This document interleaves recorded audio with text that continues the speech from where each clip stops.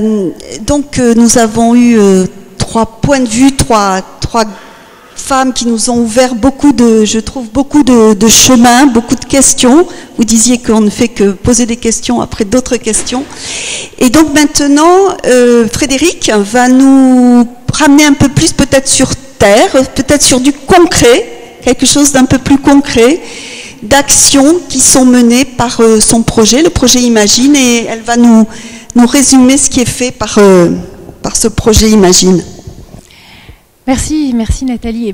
Écoutez, moi je me rapetissis parce que c'est clair que le level depuis le début de la conversation, c'est waouh, il faut suivre. C'est impressionnant et c'est vrai que c'est bien la première fois, et je peux vous dire, je vais à beaucoup de tables rondes, que je vois une table ronde où il n'y a que des nanas. Je trouve ça super, dans un temple protestant, mais bravo. Franchement, rien que là, il se passe quelque chose. Franchement. Et alors... c'est tellement riche et en même temps la thématique est tellement riche, elle est tellement ouverte que c'est vrai qu'on pourrait explorer tellement de choses. Et alors du coup c'est drôle parce que je vais essayer de parler de mon vécu, de ce que j'ai pu avoir la chance de vivre dans l'expérience de ma vie humaine jusqu'à présent. Elle n'est pas finie, hein, j'espère. Et du coup on se dit qu'on va se ramener sur Terre. Je peux vous dire que c'est le ciel. Et je peux vous dire que le divin, il passe que par notre humanité. Et il ne peut pas passer autrement. Et nous qui sommes chrétiens, et qui croyons que Dieu est amour, ça rejoint exactement la petite histoire que vous avez racontée avec ce monsieur qui cherche, avec le Shabbat, est-ce que je vais pouvoir nourrir ma famille? Eh bien, le miracle ne passe que par chacun de nous, quoi. C'est comme ça que Dieu aime faire passer ses bienfaits. Et c'est extraordinaire de se rendre compte de l'humilité extrême de Dieu. Il pourrait faire sans nous, mais il préfère faire avec nous. C'est extraordinaire, je trouve. Il aime collaborer, coopérer avec nous. Il aime qu'on fasse vraiment partie de cette aventure. Donc, ce qui veut dire que, c'est marrant, je me suis fait une réflexion qui est venue comme ça dans ma tête en vous écoutant chacune, et je pense que c'est un total abus de langage, mais je me suis dit finalement, moi mon souhait, mon espérance, c'est pas que le 21e siècle soit théologique, c'est plutôt qu'il soit théophilique, je sais pas si ça existe, mais c'est-à-dire rempli de l'amour de Dieu, rempli de l'amour pour Dieu. Et je crois que c'est cette expérience-là à laquelle on est appelé, en tant qu'être humain. Et ce qui est drôle, c'est que c'est au-delà de la religion. Je pense que Jésus n'était pas chrétien, et je pense que Jésus n'aimait pas la religion en soi. Les seuls à qui à chaque fois il remonte les bretelles, c'est les religieux, les ultra-religieux. Et je pense que c'est encore le cas aujourd'hui. Je pense que Jésus, s'il y a un truc qui l'horripile, c'est quand on met la religion à toutes les sauces, alors que tout ce dont on est appelé, c'est à expérimenter l'amour. Et c'est seul l'amour est divin. Et donc moi, tous les jours de ma vie, je rencontre des gens que j'appelle des héros humbles du monde entier, qui ne sont pas forcément ni chrétiens, ni musulmans. Il y en a certains qui sont athées, mais croyez-moi, ils vivent l'amour chaque jour. Alors c'est divin. Alors parfois, quand je passe du temps avec eux, parce que je fais des films qui leur sont consacrés, je vais vous raconter un petit peu, et bien des fois, ils me disent « Oh, toi et ton Dieu », parce que moi je suis chrétienne, je suis catholique d'ailleurs, et ils me disent « Oh, toi et ton Dieu ». Je leur dis « Toi, tu crois peut-être pas en Dieu, mais qu'est-ce que Dieu croit en toi ?» Parce qu'ils vivent l'amour.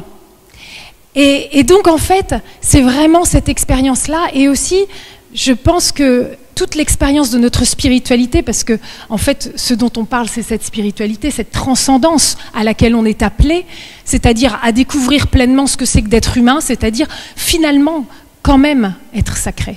Je pense qu'on est tous vraiment des êtres sacrés. Et ce qui est très beau, c'est que ce caractère sacré s'exprime par justement cette immense vulnérabilité qui nous définit. Nous sommes tous des êtres tellement fragiles, mais c'est ça qui fait que chaque vie humaine est tellement précieuse et tellement sacrée, justement.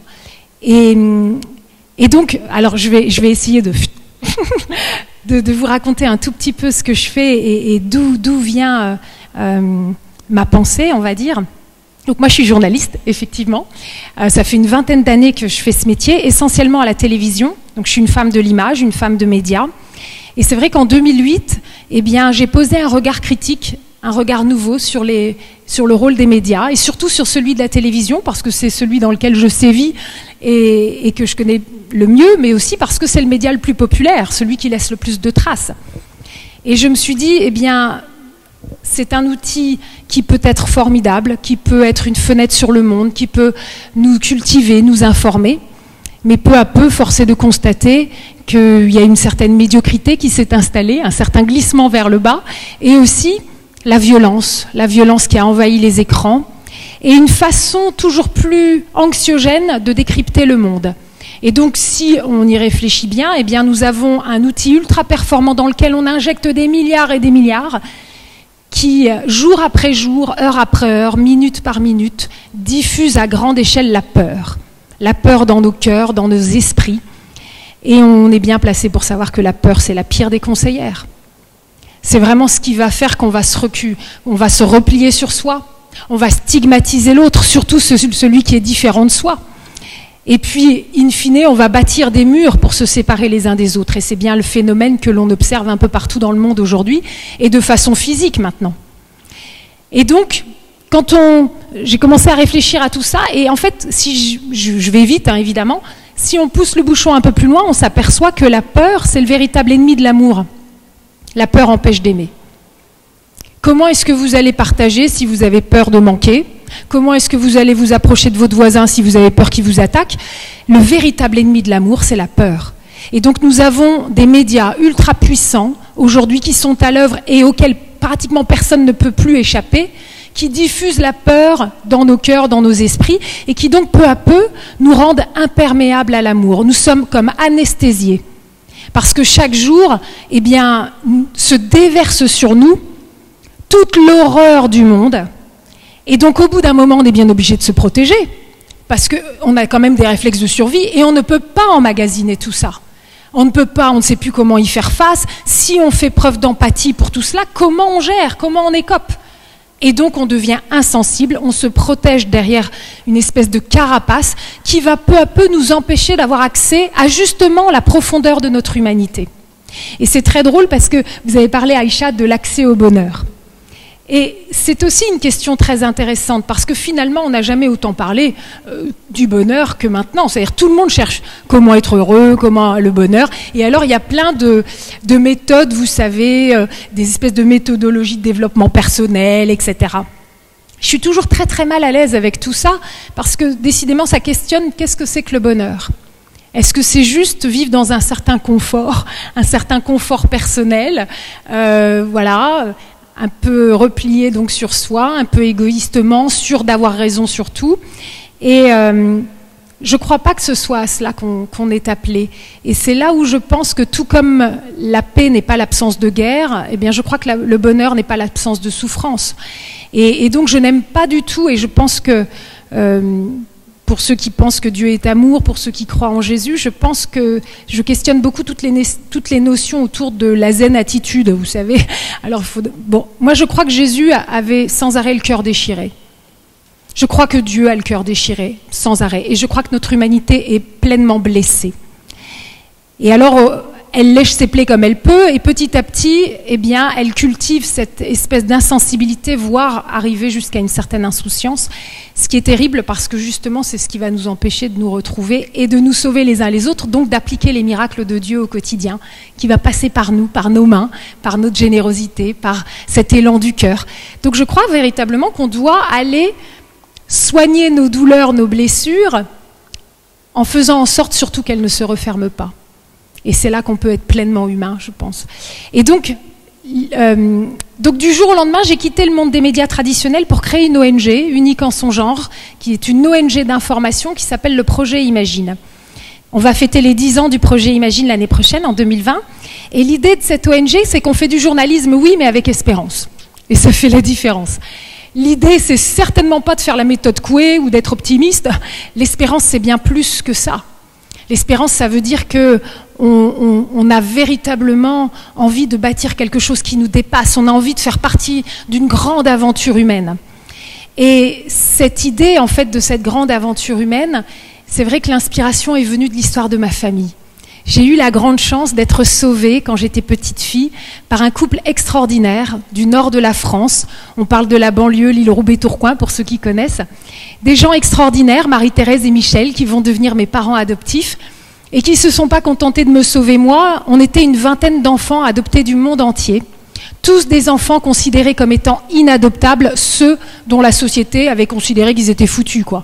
On était déjà condamnés. Vous imaginez ce mot inadoptable sur le front d'un enfant?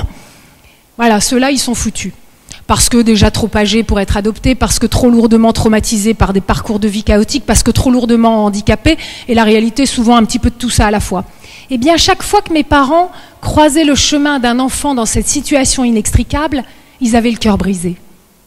Et donc, ils ne se dérobaient pas. Ils se sont jamais dit, bon, de toute façon, c'est pas raisonnable, nous, on n'a pas de fortune personnelle, comment est-ce qu'on va faire pour les nourrir? Et c'était pas qu'au Shabbat, c'était vraiment chaque jour qu'ils se posaient la question. Et pourtant, voilà, ils auraient pu détourner leur regard, changer de trottoir et se dire, il y aura bien quelqu'un d'autre pour se dévouer. Bah non, c'est ça son prochain, c'est celui qui est justement juste en face de toi. Est-ce que tu te dérobes ou pas? Eh bien, ils ne se sont jamais dérobés. Ce qui veut dire que mes parents ont été au-delà de la raison, au-delà du rationnel, parce que clairement, s'ils avaient fait un business plan, ça ne marchait pas. C'est intéressant parce que, je dis ça parce que si nous avons véritablement foi, si nous avons véritablement confiance, alors nous allons pouvoir prendre le risque d'aimer. Parce que aimer, c'est toujours prendre un risque. C'est notamment le risque de souffrir. Parce que, effectivement, le sort de celui qu'on aime va nous importer. Donc on est embarqué dans une aventure incroyable. Et donc chaque fois, ils ont fait le pari de croire qu'il y aura des miracles pour pouvoir faire que ça puisse se faire. Et donc oui, il y en a eu 1, il y en a eu 2, il y en a eu 5, il y en a eu 10, jusqu'à une vingtaine. Ça peut paraître énorme. Et pourtant, là encore, s'ils avaient raisonné, ils auraient très bien pu se dire, eh ben, même si on arrive à en adopter 20, qu'est-ce que c'est à la lumière des millions d'enfants qui ont besoin d'être sauvés? Finalement, c'est qu'une goutte d'eau dans la mer, donc ça vaut peut-être pas le coup. Autant, encore une fois, changer de trottoir. C'est très intéressant parce que ça vous montre à quel point je crois véritablement que notre époque doit revenir à cette réflexion que l'être humain n'est pas qu'un être rationnel, c'est d'abord un être relationnel. Nous sommes faits pour la relation. À part pour quelques ermites, en règle générale, la solitude, ça ne nous réussit pas. Donc on est véritablement fait pour vivre la relation à l'autre, et c'est là que pleinement on commence à goûter au bonheur, justement. C'est là qu'on le goûte. Et donc, à ce moment-là, voilà, on commence à comprendre que notre cerveau doit se mettre au service du cœur. Je crois que nous vivons dans une époque qui prend le cœur comme étant une pompe à oxygène pour aller ramener un peu d'oxygène au cerveau. Ben, je crois que c'est le contraire qu'on doit vivre. Donc ça ne veut certainement pas dire laisser l'intelligence de côté. Au contraire, on en a été doté, c'est précieux. Mais je pense qu'il faut remettre les choses dans le bon ordre. Le cœur, le cerveau est au service du cœur. Et donc d'abord l'élan du cœur, d'abord savoir écouter cette petite voix intérieure qui nous habite tous, qui doit être notre boussole et qui sait très bien finalement où est l'éthique, où est le juste, où est le bien, où est le bon, où est la lumière. Et je crois aujourd'hui que les médias, sous couvert d'être du divertissement, deviennent une diversion. Ils nous empêchent dans ce brouhaha quotidien d'écouter notre petite voix intérieure qui véritablement nous appelle à cet élan d'humanité, à cet élan qui va nous relier les uns aux autres. Donc c'est ce que mes parents ont vécu. Et donc j'en terminerai par là parce que je voudrais surtout pas squatter la parole. C'est très intéressant de se dire que finalement, nous étions, donc mes frères et sœurs et moi, nous étions de tous les continents. Nous étions de toutes les ethnies, nous étions de toutes les couleurs. Nous étions de toute culture. Nous ne parlions même pas les mêmes langues. Nous n'étions pas des mêmes religions. Il y avait absolument tout pour nous séparer, surtout que nous étions atteints de toute forme de blessure. Or, c'est parce que nous sommes dans une humanité blessée que c'est si compliqué d'aller à la rencontre les uns des autres. Un animal blessé, vous ne pouvez pas vous approcher de lui, il a peur. Eh bien, c'est pareil pour nous. Or, c'est justement par la rencontre avec l'autre, surtout celui qui est différent, que nous allons pouvoir surmonter nos blessures et véritablement goûter à une vie nouvelle. Et donc, nous avions comme un condensé du monde sous un même toit. Et nous avons effectivement réussi à surmonter toutes ces différences, tout ce qui nous séparait, pour peu à peu apprendre à nous connaître et apprendre à nous aimer, jusqu'à faire famille humaine. Eh bien, je crois que le défi du XXIe siècle, ça va être véritablement de réussir à prendre ce risque d'essayer de nous aimer pour faire famille humaine. Voilà, merci.